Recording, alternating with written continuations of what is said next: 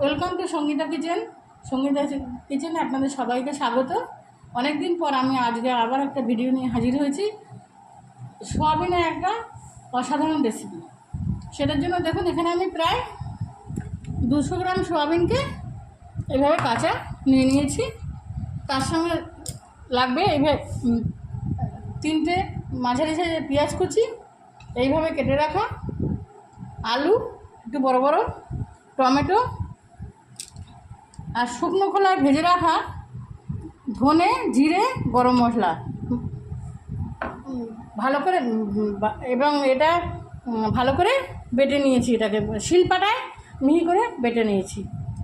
আর লাগবে তার সঙ্গে 2 চামচ মতো শুকনো লঙ্কা বাটা, 2 চামচ জিরে বাটা, 1 চামচ রসুন বাটা, 1 চামচ আদা বাটা। এবার দেখুন আমি কিভাবে এই সোয়াবিনের রেসিপিটা তৈরি করি। প্রথমে আমি একটা কড়ার মধ্যে জল দিয়েছি, 1 মগ জল দিয়ে তার মধ্যে পরিমাণ মতো নুন দিয়ে দিলাম।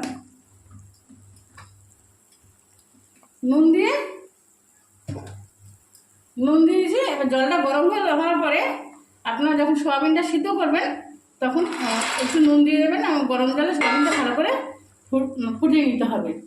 ফুটিয়ে তাহলে সোয়াবিনের মধ্যে নুনটা ভালো ঢুকবে। এবার এটা যখন ফুটে উঠবে তখন আমি আপনাদের সামনে ফিরে আসছি। দেখুন, নুন দিয়ে আমি সোয়াবিনটাকে সেদ্ধ করে নিয়েছি। এবার একটা ফুটো গামলায় ঢেলে এটাকে আমি জলটা ঝরিয়ে এবার একটা গামলার মধ্যে নিয়ে ভালো করে সোয়াবিনটাকে আমি ধুয়ে নেব। এই দেখুন, সোয়াবিনটাকে আমি সিদ্ধ করে ভালো করে ধুয়ে নিয়েছি। এবার যেটা করতে হবে, একটা বড় পাত্র নিয়েছি, তার মধ্যে প্রথমে আমি সোয়াবিনটাকে ঢেলে দেবো। তারপর দিয়ে দেবো কেটে রাখা আলু, কেটে রাখা টমেটো, কেটে রাখা পেঁয়াজ।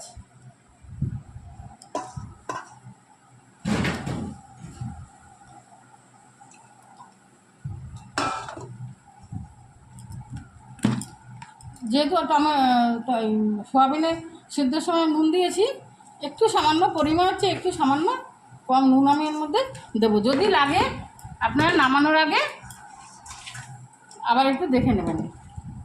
তারপরে লাগবে পরিমাণ মতো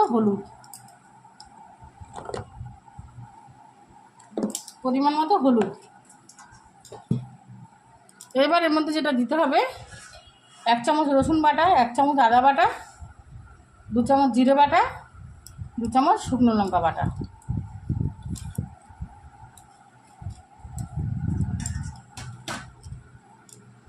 আর দিতে হবে এর মধ্যে কাঁচা তেল।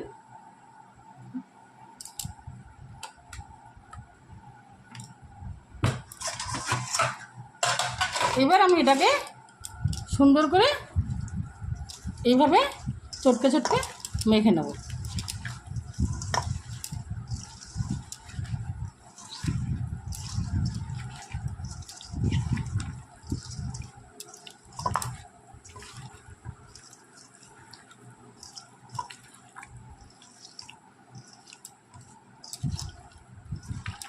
ভালো করে হাত দিয়ে মেখে নেব যেন সব মশলাগুলো সোয়াবিনের মধ্যে এবং আলুর মধ্যে ঢুকে যায়। এবার আমি যেটা করব, 10 মিনিট এটাকে চাপা দিয়ে রেখে দিতে হবে। রেখে দিয়ে আমি আপনাদের সামনে ফিরে আসছি। মিনিট পরে আমি ফিরে এলাম। এবার কড়ার মধ্যে আমি তেল দিয়ে নিচ্ছি। দিয়ে সাথে শুকনো লঙ্কা, তেজপাতা আর গোটা জিরে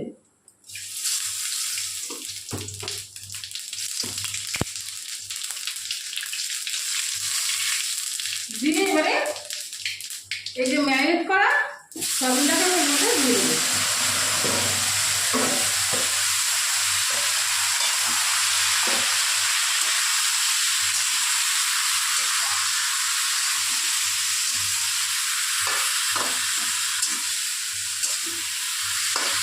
দিয়ে মাংস যেমনভাবে কষায় ঠিক সেরকমভাবে আমি ঢাকা দিয়ে গ্যাসটাকে আস্তে করে দিয়ে 2-3 মিনিট ঢাকা দিয়ে রেখে দেবো। এরকম আমি এটাকে চাপা দিয়ে গ্যাসটাকে লো ফ্লেমে দিয়ে আস্তে আস্তে এটাকে মশলাটাকে কষিয়ে নিয়েছি। কষিয়ে নেওয়ার পরে আমি এটা এবার এর মধ্যে দেখুন মশলা গা থেকে তেল ছেড়ে দিয়েছে। এবার আমি এর মধ্যে জল দিয়ে দেবো।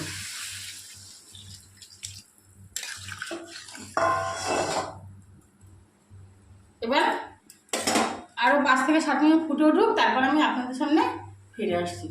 10 মিনিট ফুটে উঠে পরে দেখুন ঝোলটা অনেকটাই কমে গেছে। অনেকটাই কমে যাওয়ার পরে এবার এর মধ্যে যেটা দিতে হবে সেটা হচ্ছে ভেজে রাখা শুকনো খোলা ভেজে রাখা জিরে, ধনে আর গরম মশলা পরিমাণ মতন, মানে 1/2 চামচ জিরে, 1/2 চামচ গরম মশলা, 1/2 চামচ ধনে। এবার আমি এটাকে এর মধ্যে দিয়ে দিলাম। এইভাবে একদিন সোয়াবিন রান্না করে খেয়ে দেখবেন, সত্যি মাংস রেখে আপনাদের খেতে ইচ্ছে করবে। এবার নুনটা আপনারা ঠিক মতন দেখে নেবেন। এবার এর মধ্যে যেটা দিতে হবে সামান্য একটু মিষ্টি, সামান্য।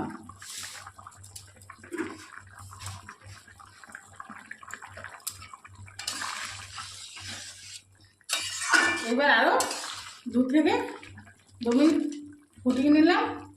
আলু সব সেদ্ধ হয়ে গেছে। 2-1টা আলু আমি ভেঙে ভেঙে দেবো এর মধ্যে।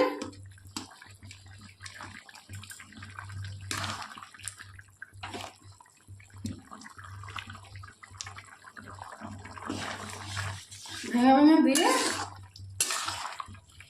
এবার আমি নুন মিষ্টিটা আপনারা দেখবেন ঠিক মতো হয়েছে কিনা, তারপরে নামিয়ে দেবেন। এবার আমি একটা পাত্রে নামিয়ে নেব। নামিয়ে নেব। আর ভিডিওটি যদি ভালো লেগে থাকে লাইক করবেন, কমেন্ট করবেন, শেয়ার করবেন, সাবস্ক্রাইব করবেন। আর নিত্য নতুন ভিডিওর আপলোড পেতে পাশে থাকা বেল আইকন টিপে দেবেন। ধন্যবাদ।